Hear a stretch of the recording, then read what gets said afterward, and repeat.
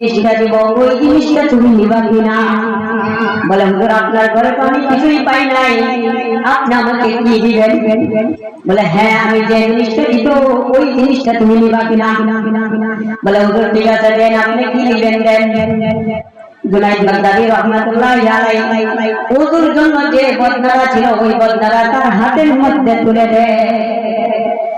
বদনাটা যখন তার হাতে তুলে দেওয়া হয়, সে বলতেছে হুজুর এই 50 টাকা 20 টাকা দামের বদনা নেওয়ার জন্য আসি নাই, আমি তো বড় চোর, বড় বড় জিনিস চুরি করার জন্য এসেছিলাম, তো ওই বদনাটা দিয়ে আমি কি করব?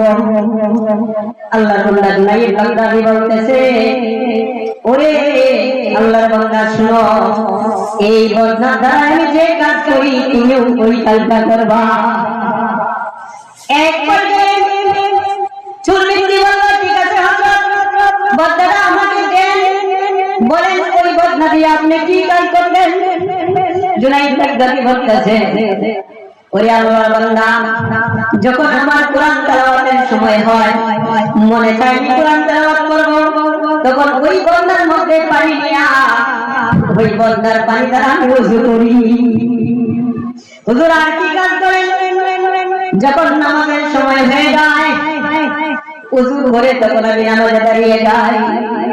চোর ব্যক্তি এসে বলতেছে হুজুর আমি তো ওযু জানি না, নামাজও পড়তে পারি না, আমি তো কোরআন শরীফও পড়তে জানি না।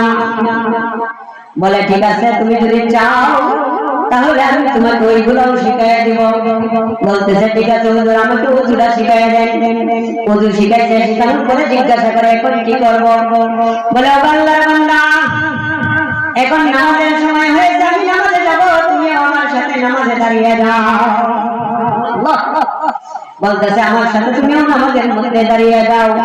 এক পর্যায়ে জুনাইদ বাগদাদী রাহমাতুল্লাহি আলাইহি ওই চোর ব্যক্তিকে নিয়ে যখন নামাজের মধ্যে দাঁড়িয়ে যায়, নামাজের মধ্যে দাঁড়িয়ে যাইয়া জুনাইদ বাগদাদী তার দুই চোখ দিয়ে পানি ছাড়ে আর বলে, মাবুদ আমার ক্ষমতা ছিল মুসল্লা পর্যন্ত আনা, ওই বান্দাকে আমি মুসল্লা পর্যন্ত আনলাম, আল্লাহ তুমি তাকে হেদায়েত দান করে দাও।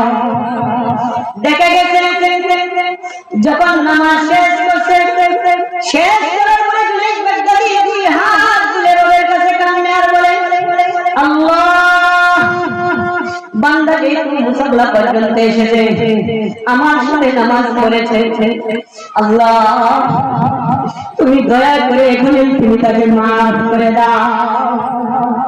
সাথে সাথে মুনাজাত শেষ করার পরে ওই বান্দার কাঁদতে কাঁদতে তার চোখ থেকে পানি বের পড়তে পড়তে কাপড় ভিজে গেছে।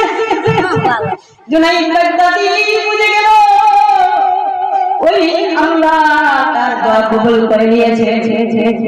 এক পর্যায়ে সে মুনাজাত শেষ করে জুনাইদ বাগদাদীকে বলে, ও আল্লাহর ওলি, আমি জীবনে অনেক অন্যায় করেছি, ভুল করেছি, আমাকে আজকেই তওবা করান, এখন থেকে আমি যা করেছি আপনি যদি আমাকে অনুমতি দেন এখান থেকে আর কখনো যাব না, মৃত্যু পর্যন্ত আমি আপনার দরবারে থেকে যেতে চাই।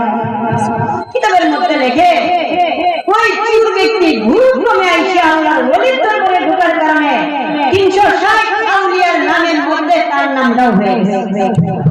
তাহলে কি করছিল? ভুলে প্রবেশ করছিল। মুসলমান ভাইরা যারা এখনো বাইরে আছে, আজকে একটা দিনই মাহফিল, যদিও ভুলক্রমে প্রবেশ করে গেলেন, আমি ওই কথাটা বোঝানোর জন্য এই ঘটনাটা বললাম।